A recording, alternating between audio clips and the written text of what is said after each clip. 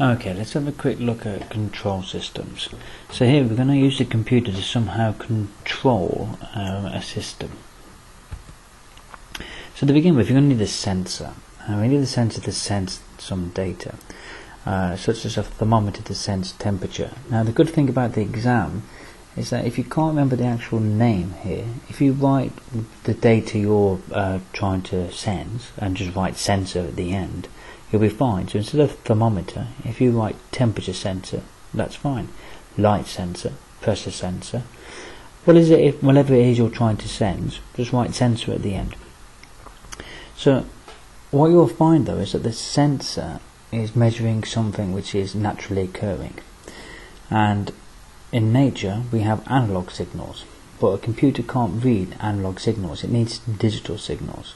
So what we'll need here is an ADC, an analog to digital converter. This will change the naturally occurring analog signals into a computer understandable digital one. Then, once the computer or the microprocessor, actually what we should be talking about is PLCs, but that's probably more to do with A level. So we just need to have the idea that the computer or the microprocessor is then going to process this inputted data.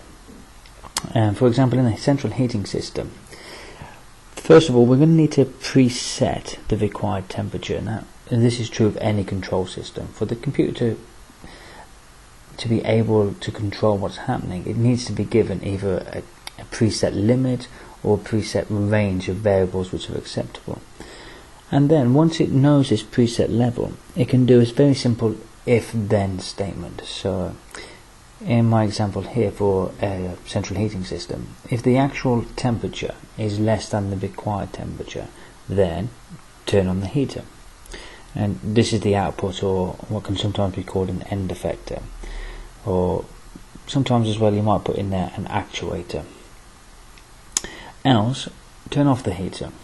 So in here it's actually rather more complicated than this, but for the level we're dealing with, just the idea that you have some kind of if-then statement. Now if your output affects your input, this is something called a feedback loop. So in this picture here we can see that the input is going to the process. The computer is then processing this data. We have the output, but because the output's affecting the input, okay, we have something called a feedback loop.